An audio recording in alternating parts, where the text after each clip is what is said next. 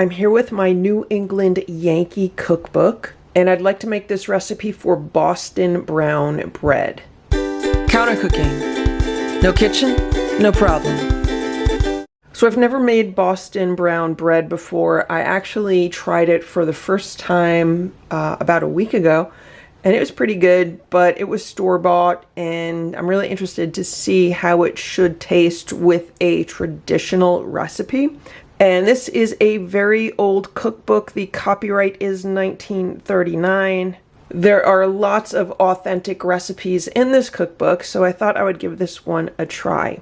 It calls for a cup of rye flour, a cup of yellow corn, which I'm assuming means cornmeal, a cup of graham flour, which I'm just going to be using whole wheat flour. All of this flour I am going to be grinding myself except for the cornmeal. 3/4 tablespoon baking soda, a teaspoon of salt, 3/4 cup molasses, 2 cups sour milk or 1 3/4 cup sweet milk or water.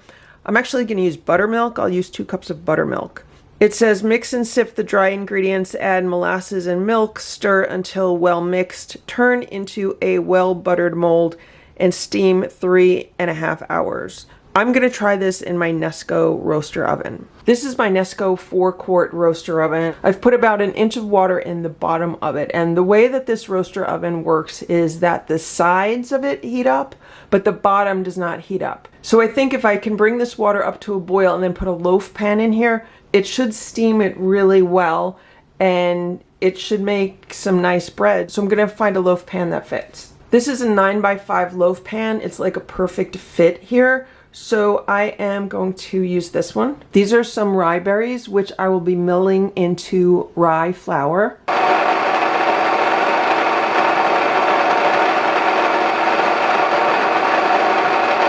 I measured out 1 1/8 cup of the rye flour. I need to use just a little bit more than what the recipe calls for because it is freshly milled and it acts a little bit differently than flour that's been pre-milled. And I'm using 1 cup of cornmeal. These are my wheat berries. I'm using a soft white wheat.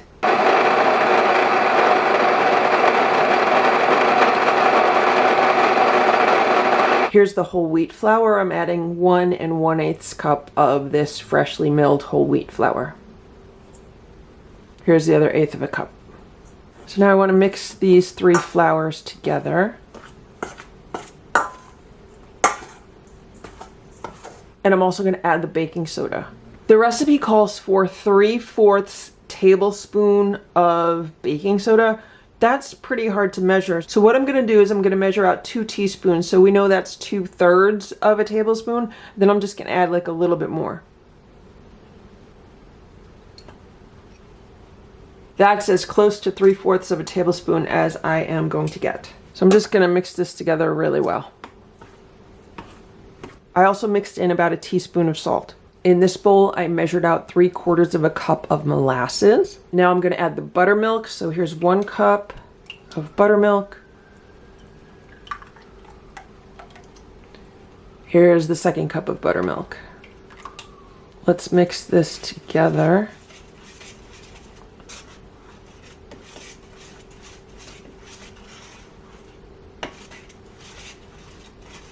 I don't know if this bowl is going to be big enough to put the dry ingredients in it along with the wet ingredients. I thought it was going to be big enough, but maybe it's not. I'll have to see. Here's the buttermilk all mixed into the molasses. It's pretty dark. Now I'm going to start adding the flour mixture a little at a time.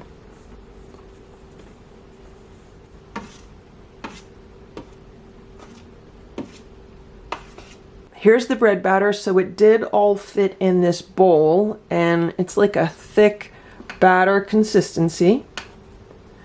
I do, however, think this is going to be too much batter for that loaf pan. So what I'm probably going to do is cook some of it in the roaster oven and then maybe cook the rest of it in a toaster oven. Obviously, I'm not going to steam it in the toaster oven. I'll bake it. So I'll just see how it comes out baked versus steamed. Here's the loaf pan. I greased it with some ghee. That looks good to me. That's about 2/3 full. Here's the roaster oven. I want to be really careful putting this in because the sides of the roaster oven are all really hot.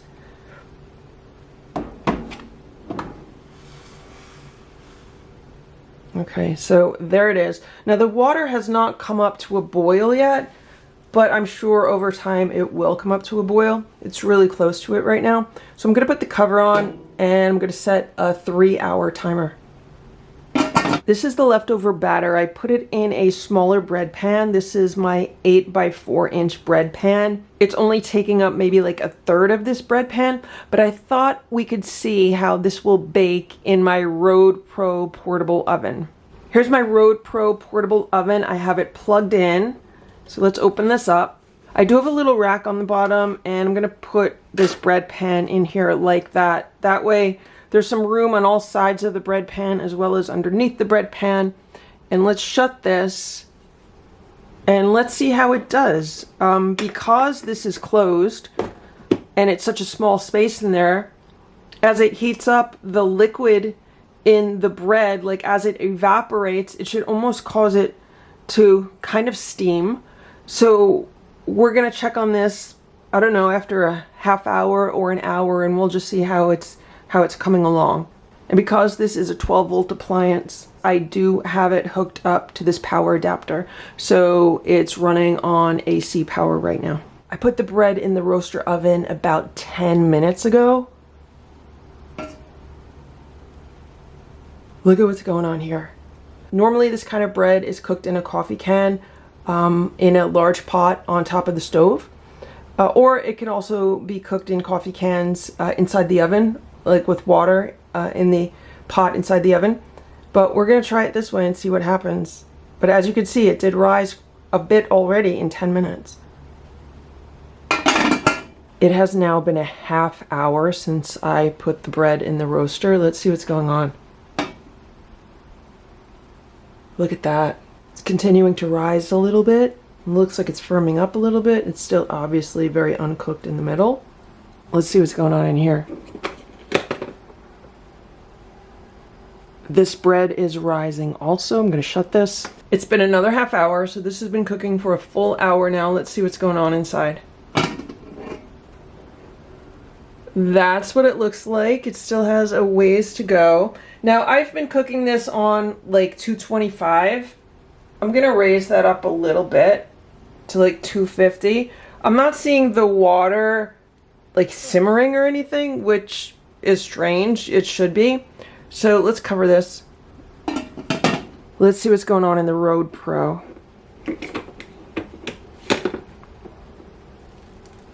That's what's going on. It looks really different than the roaster oven. Let's test it out with a thermometer.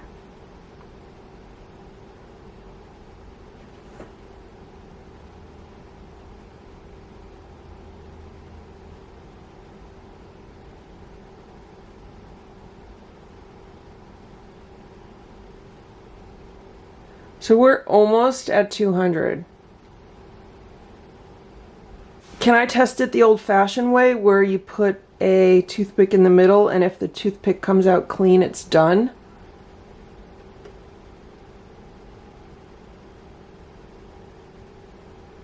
So the toothpick is coming out clean, but maybe not in all areas. So let's shut this. It's been another 15 minutes. Let's see what's going on here. So we're over 200 degrees. It is starting to pull away from the edges of the pan. So here's what I'm gonna do. Let's shut this. And now I'm gonna unplug it. And I'm just gonna let it sit in there for like another 15 minutes. It's now been an hour and a half in the roaster oven. Let's see what's going on in here.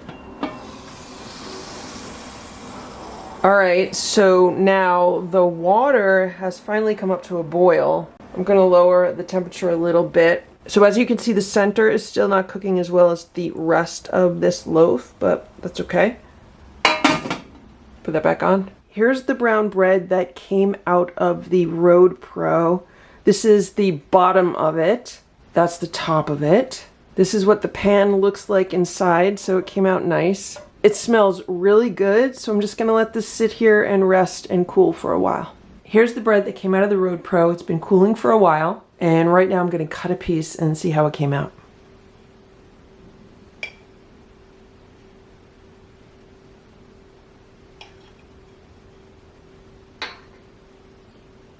This is what it looks like. It looks really good.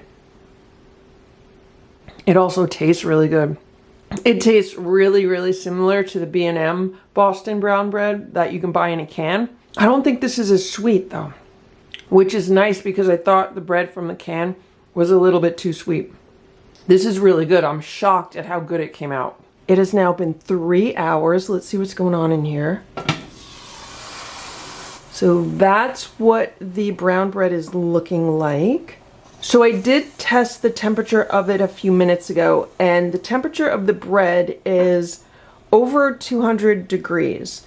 However, it was kind of sticking to the thermometer. So I think what I'm going to do with this is what I did with the Roadpro oven, is I'm going to put the cover back on and I'm going to shut this off. And I'm just going to let it continue to cook with the residual heat for maybe like another half hour.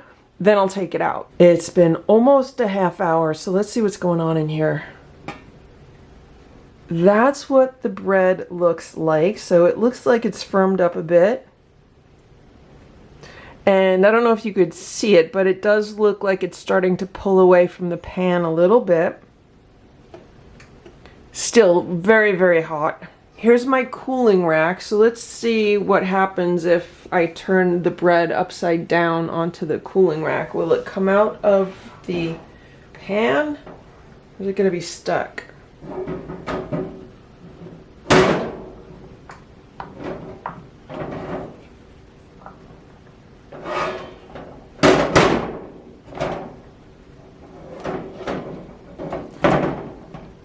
And there it is. I think it looks good. I think it looks good. From the bottom, it looks good. Is it gonna break? It's pretty heavy. The top is moister than the bottom.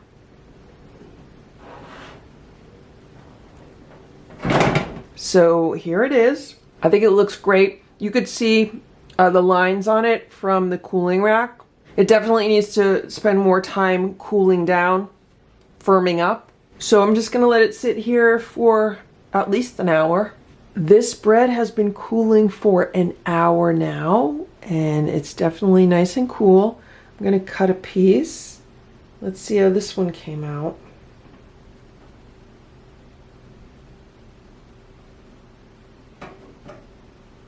This looks like it came out great also. It's definitely moister than the bread that cooked in the Roadpro, but the bread that cooked in the Roadpro was, you know, a lot thinner. But this is really good. That is excellent. One of the favorite ways to eat this bread is with cream cheese on top, so I just put some cream cheese on this. That is really good. Another traditional way to eat this bread is with baked beans.